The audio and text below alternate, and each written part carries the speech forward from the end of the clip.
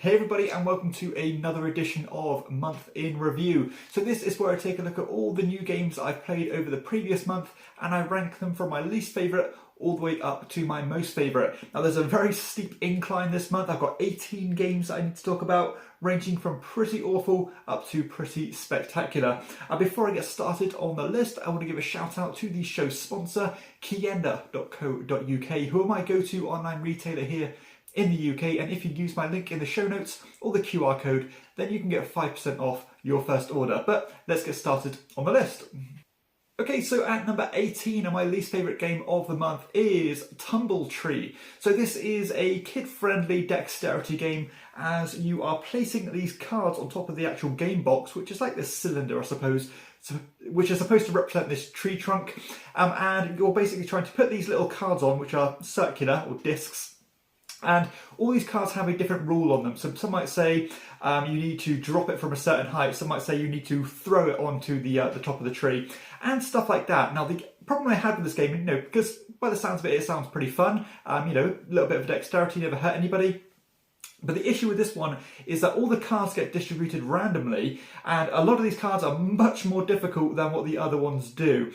So, like for example, the one where you had to throw the card onto the tree was really difficult. It very rarely succeeded, and some of them were very easy, where you could pretty much just place it where you wanted, and it was an absolute breeze.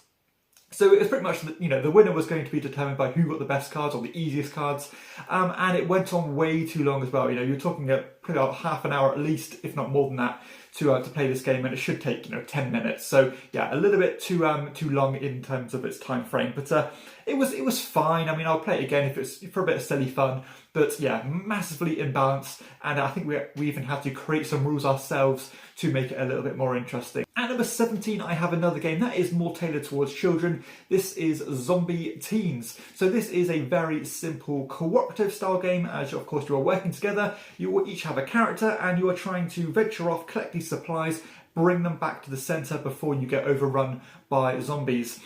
Very simple, almost pandemic-like system where you have a number of actions, such as moving from one spot to another, picking up these crates, you can pass them along to the other players, and you can fight off these zombies as well. So you can probably imagine how this is going to go. I know this game does have some kind of legacy element to it. Now, I only played this one once, so obviously there wasn't any legacy element to it that I experienced, but I think the game itself was too simple. It was pretty much obvious what you had to do or what you should be doing, and it's either going to work for you or against you depending on the randomness of the spawning points of these zombies or the event cards that are drawn. So not quite my cup of tea, and very simple. I can see as a nice little introductory game to younger gamers, this might be a good option, but for me personally, not what I'm looking for.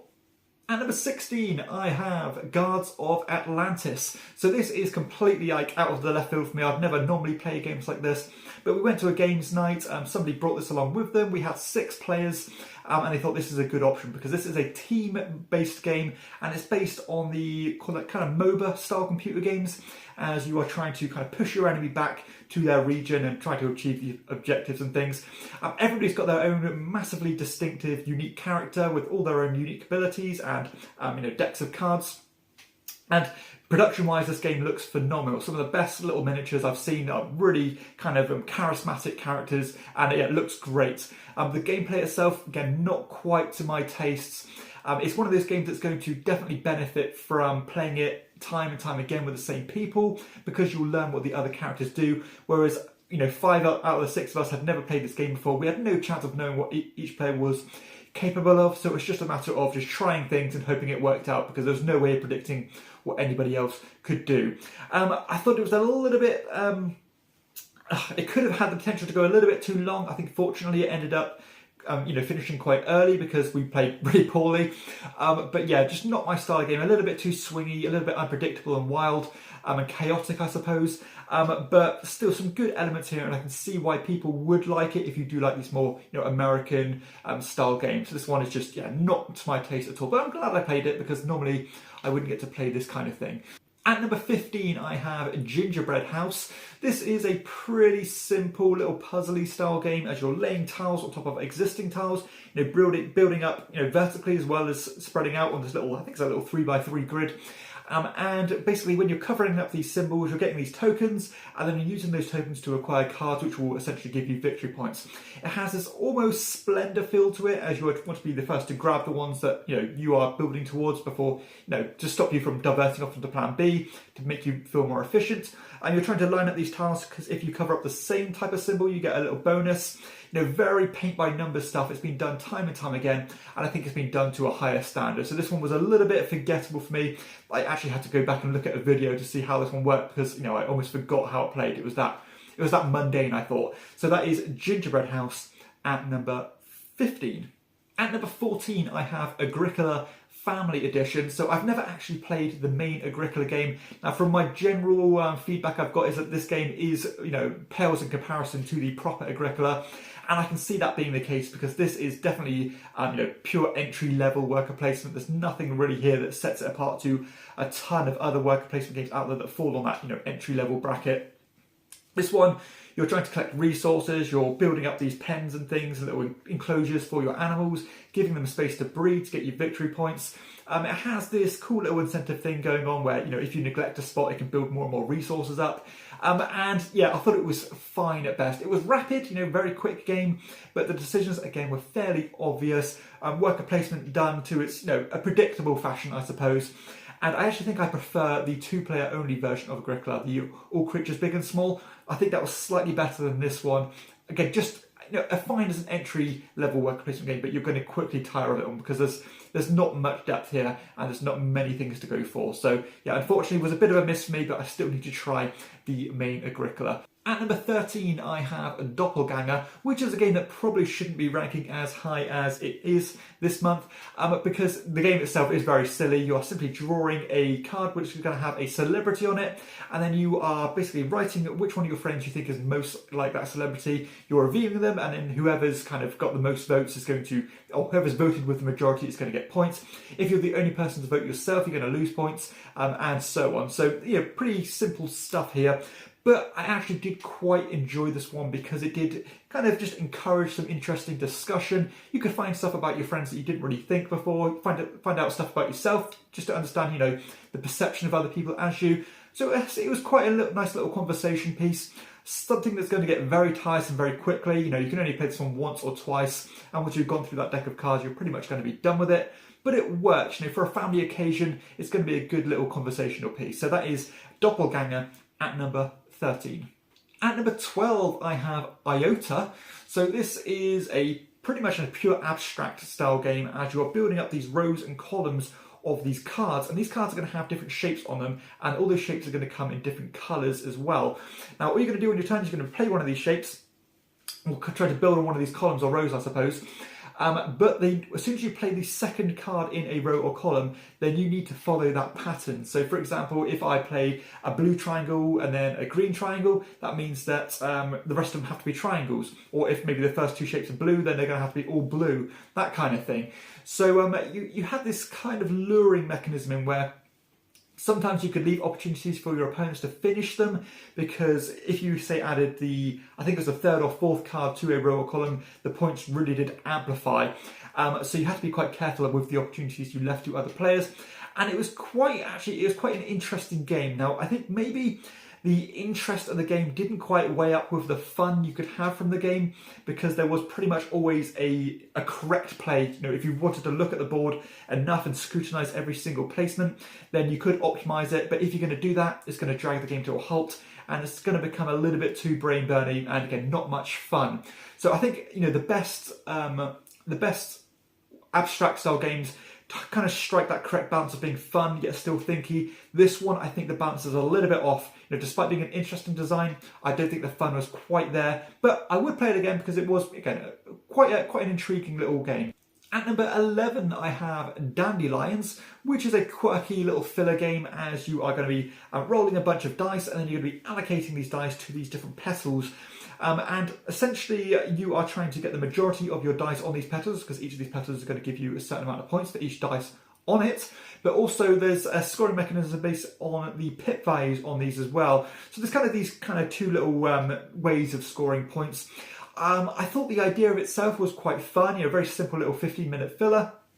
But this was one of those games where I think the the housekeeping and the actual thoroughness that you need to think through of each of your placements did again overwrite the fun factor of it, because most of the most of your turns you're just going to be working things out. If I play this one, I'm going to do this, it's going to change this and do that. Whereas most of the good fillers, you kind of sit back and just enjoy the process, and the game almost plays itself, but you still want a little bit of decision there. This one, I think, is a little bit too cumbersome in terms of just the obstacles and the speed bumps that actually get in the way of the fun. So yeah, it was fine. Maybe with more plays that will iron out a bit. I've only played this one the once, so who knows? But I didn't dislike it, but I didn't really like it either. So that is Dandelions at number 11. At number 10, I have What the Actual Factual. So this is another party game as you are trying to basically predict the answer to a quite difficult question. So basically every round somebody is going to know the correct answer to this question, and everybody else is going to have a fake answer to give, and they're going to basically be put on the spot and have to come up with an answer. So something might be, what's the correct term for a 100th of a second? And then everybody will write their answer down, reveal it, and or kind of say their answer, and then people have to try and vote what they think the correct answer is. And most of these questions are so obscure that you're not going to know it, and of course you're going to get points accordingly. If people vote for you and you did bluff, you're going to get points. If you guess the correct answer, you're going to get points, and so on. So we see a lot of games like this, these Boulder Dash style games, and this one worked. I think sometimes it was a bit too difficult to think of an answer because the questions were so weird, but I think once the game got flowing, some questions were pretty good and quite interesting, I suppose. But I think the small issue I had with this game was that a lot of the questions you could actually know the answer for, because they're not that obscure. Some of them are really obscure, but some of them, you've probably heard it in trivia before. And if you actually know the answer, it's not quite obvious what you should do, because there's no rule in the rulebook that says if you know the answer, you get X amount of points or anything like that. So that should have been addressed, and I think they maybe took it for granted that nobody would know the answers, when I think in actuality people would.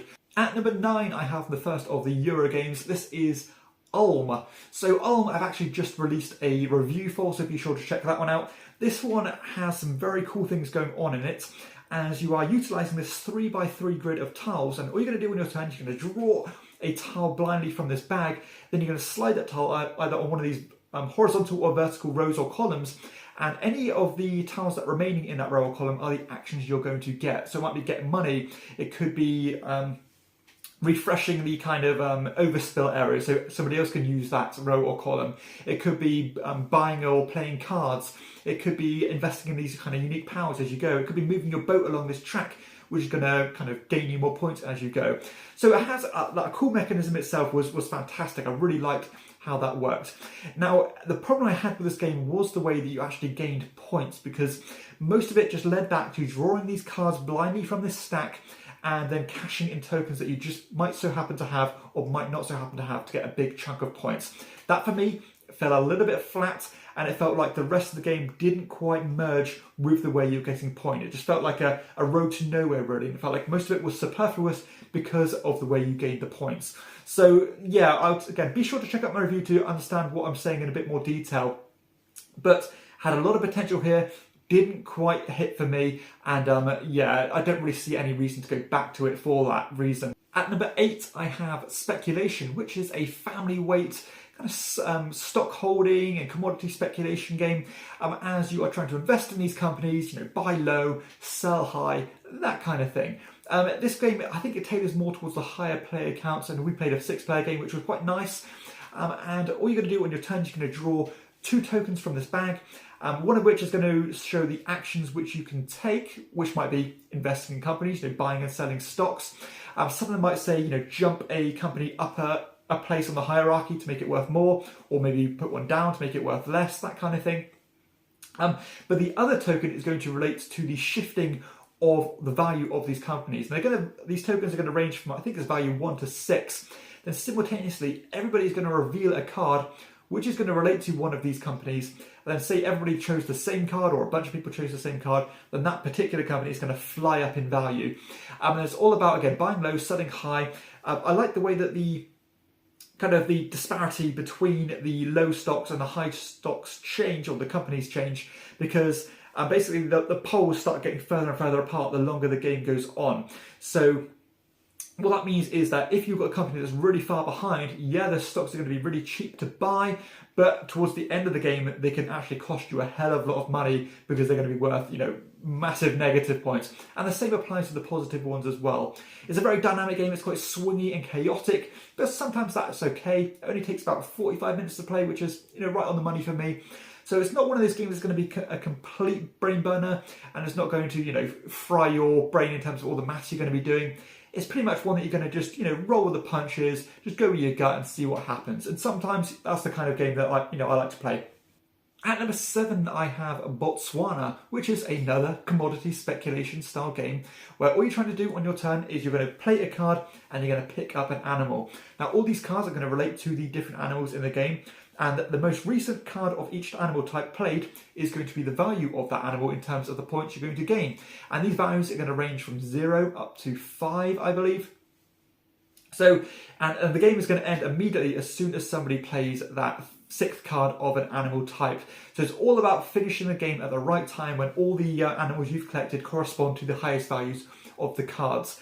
Another one of those games where you kind of need to play the first half of the game kind of just going on a whim, not really much you can do, but I suppose you can try and collect the animals when you know that you have the higher values for, because hopefully you can sneak that card in and make all those animals worth a fortune. But of course, all the other players are going to know that and try to tank the value of that animal. So very simple. I'm always amazed with how Randy Kinsey manages to make these games based on one core mechanism and just make it work with next to no rules. And Botswana is a strong example of how he does that, and it works. Very quick game, talking 15 minutes. You can play several rounds to try and balance out the chaos factor if you want to, but personally I like just playing one round or two to see how it goes. But love this one. I really like this one. I shouldn't say I love this one. And maybe this will grow on me, maybe it will fall slightly, but right now I'm happy with where it is, and it does what it does in a very small, concise little package. That is Botswana. At number 6, I have Next Station London, which is the most recent game on this list. This is a 2022 release, and this is a flip and right style game, but with a twist. So, of course, the flip and right style game genre is massively convoluted, it's saturated, and doing something different is where these games start to shine now. And I certainly think that Next Station London does that, as the twist on this game is that each round you're going to have a different coloured pen or pencil, and what you're going to do is on your turn, or everybody's turn, you're going to flip over a card which is going to show which basically station you need to draw on this underground map, I suppose, and which kind of stations you need to connect to. And the idea is that you want to be trying to spread this route as long as you can, because every one of these grid references that you go to is going to give you more points, and it's going to multiply with all the different stations you stop in one of those spots. So it's kind of got this polarity of wanting to spread out but wanting to stay tight as well.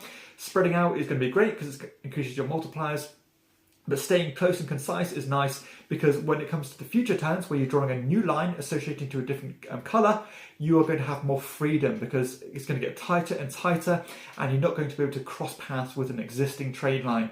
So again, I love that kind of puzzly nature of it, and it has this additional twist where if you manage to use a station on multiple of your train lines, then you can get other points as well. So I love the variety of ways you can score points. Like, I didn't even mention that you get points by crossing the River Thames in the centre of the board. And it's just got enough going on, but not too much. Again, the 4 rounds feel nice. You're always engaged, always doing something. It scales well. There's a good solo mode, and it just kind of ticks a lot of boxes when it comes to the great, flip and right style games. And for this one, for me, I'm pretty sure this is going to kind of slot straight into my top 10 flip and right style games out there. It takes about 25 minutes to play, get a lot of kind of bite in that 25 minutes, and I really recommend it. At number 5, I have Acquire, which is the oldest game on this list, because this game actually goes all the way back to the 1960s and is the third of the kind of economic stocks and shares, commodity speculation style games. This one for me, I think, has aged wonderfully, as all you're doing on each of the rounds, you're going to put one of these tiles on this big grid, I suppose, and these are supposed to be representing these companies. And as the game develops, these companies are going to grow, they're going to start connecting with each other, and the bigger companies are going to start swallowing the smaller companies. And it's all about kind of buying stocks not only in the bigger companies, because they're going to give you loads of points at the end of the game, but also in the smaller companies, because you can sell those shares at a good price once they get, absorbed by the bigger ones. and you can even trade them in for stocks for the bigger ones. And it's all about, again, doing things at the right time, merging them at the right time, predicting what other people want to be doing. Yeah, just everything you really want from a from an economic game. Maybe stays a little bit too long on the table. You are talking around 90 minutes here. I would have loved it to be 60 minutes, but that is a nitpick because there is certainly the depth here and there is the decisions here, and I enjoyed it a lot. It certainly impressed me.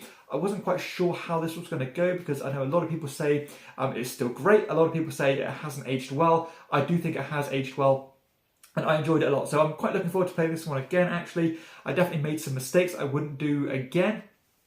And I definitely think it's a strong way to play this game is to play with hidden stocks and shares rather than playing with public information, because the game does actually say you can choose which one to play. And I think, kind of trying to remember what other people invested in and going on your gut reaction is going to keep the game moving along at a better tempo rather than trying to completely accurately math everything out. So yeah, really impressed. That is Acquire at number 5. At number 4, I have Brazil Imperial. So this is another game that I've actually reviewed in depth already, so be sure to check out my review of this one. And this one was one of those games that intrigued me massively. I knew this was coming out for a long time, and in finally getting my hand on the copy, I'm very happy to say that it's definitely lived up to my expectations. So this is a Euro 4X style game. So if you don't know what 4X style games is, it basically means kind of expand, exploit, explore and exterminate, and this game has all those factors in it. However, the exterminate isn't as strong or isn't so confrontational or destructive as a lot of other ones are, which suits me perfectly because I don't like massively destructive games. But this one has a lot of similarities to a game like Scythe, where you're simply selecting an action, resolving it, and constantly increasing and building up your engine by not only acquiring these cards, which are great, but also trying to move these resources from one part of your board to another one, meaning that when you take these actions in the future, you get an additional benefit and to do things more efficiently. You're expanding out, you're discovering these mystery tiles, you're building up these buildings, you're kind of racing to get these objectives done, and getting your military units on the board, fighting not only other players but also neutral units on the board to get points. Tons of different options to go here. It really is an efficiency engine. The resources flow smoothly. It's not one of those games where you have to completely squeeze a stone, you're getting blood out of a stone to get a single resource or two. This one is a bit more generous, which I think helps the game with its pacing, I suppose. Because normally with games like this, I find they're a bit too slow and stagnant to get moving. This one is, from the get-go, it's full steam ahead, which I think suits the game perfectly. So to get a game with so much going on in a 90 to 100-minute experience, for me, is fantastic. So yeah, go check out my review. That is Brazil Imperial. So at number 3, I have Nippon by Watch Your Game, and this is a game I've had on my shelf for a long time. Really happy I've got this one to the table now because it is pretty damn spectacular. Very dry, so bear that in mind. Definitely a mechanical style game. And I suppose one of the main factors in the game when it comes to the point scoring is area majority.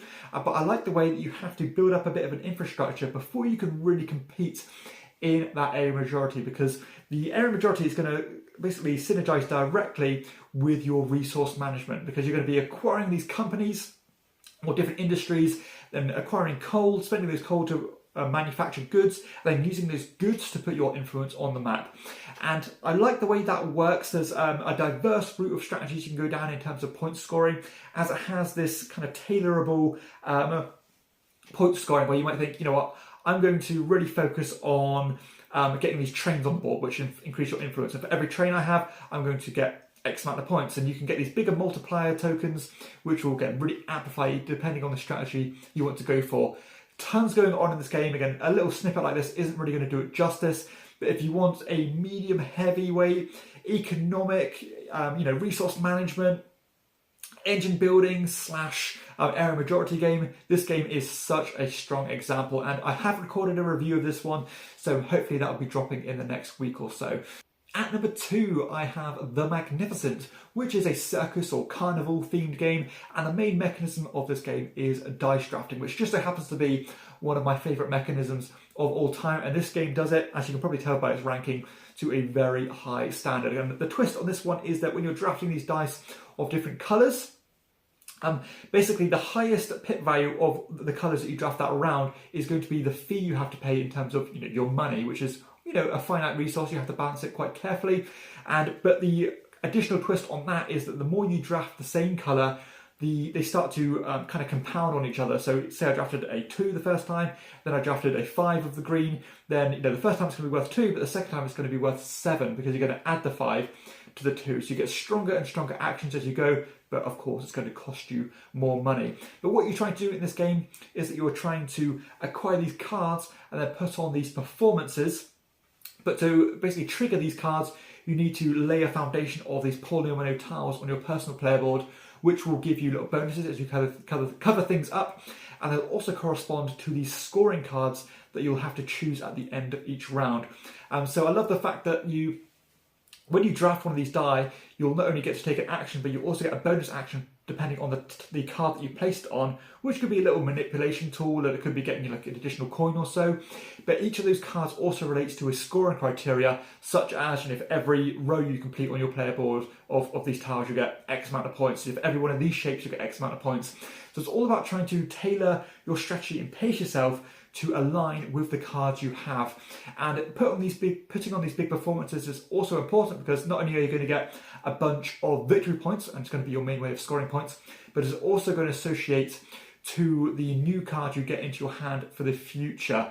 And I love the way that works. There's also a small degree of worker placement in this game where you can take these little kind of auxiliary bonus actions to get little bonuses and things, and it just comes together in a real harmonious, digestible package with the potential of some huge combos and some big, satisfying scoring, which is all things that I love, particularly when it relates back to the dice draft. So yeah, very impressed with this one. I think it's a delight to play, and yeah, just a home run. So that is the Magnificent at number 2. And finally, at number 1, and my favourite game of the month, is Brussels 1893. So this truly is a dry mishmash of mechanisms, but those mechanisms do synergize or harmonize, in my opinion, to a very high standard. So this one, I suppose the main element of the game is worker placement, where you have a big grid of worker placement spots. However, each round only a fraction of those spots is going to be used, and that is going to be the first player's choice on how that is divided up. And that ties in really well to the fact that you can actually establish these buildings and take these worker placement spots and establish them as your own, meaning that if somebody else goes to those spots, you get a reward as well. So you can kind of make sure that only the spots, including your buildings, are in the active area this round, which is quite a cool little twist. And additional mechanisms of this game is that you're trying to acquire this artwork and sell it based on this really dynamic market, which you can manipulate to your personal preference to get more money and victory points. And I think the thing I like most about this game is the way that the worker placement and area control or area majority is kind of balanced or mixed together. Because whenever you place a worker at one of these spots, you need to dedicate at least one value of money. And basically what that means is that at the end of the game or end of the round, whoever's put the most money in each column is going to get a bonus associating to a bonus card at the bottom of that column, which can be great things such as climbing tracks, which give you more points for different things, and stuff like that. You can establish these characters and get them into your employment, which will give you kind of cool little special powers you can use. But you need to weigh in the fact that you need to pay their wages at the end of the game, and if you can't, you're going to lose a bunch of points. So there's so much going on here, and a lot of individual mechanisms, but it all seems to flow quite logically, and it's like a bunch of things that you've seen before, so it all feels familiar. But a lot going on here, and the way it all merges together is just an absolute sublime experience. So impressed with Brussels 1893. I know this one is getting a reprint this year with the old expansion that goes with it, so it's going to be quite nice that it's going to be more widely available. But again, if you are a fan of dry Euros, you like worker placement, you like a bit of track climbing and loads of different ways to score points, then Brussels 1893 is exceptional. So there we have it. Those are the 18 new games that I played throughout September 2022. Hopefully you've enjoyed this video and you found it useful. If you have, please be sure to hit like and subscribe to my channel, and be sure to check out my other content too. Additionally, if you want to go that extra step, then I do have a Patreon campaign, which of course I'd love to welcome you along to help support the channel, keep it growing and keep it going strong. But for everybody else, I'll see you next time on Chairman of the Board. Bye bye.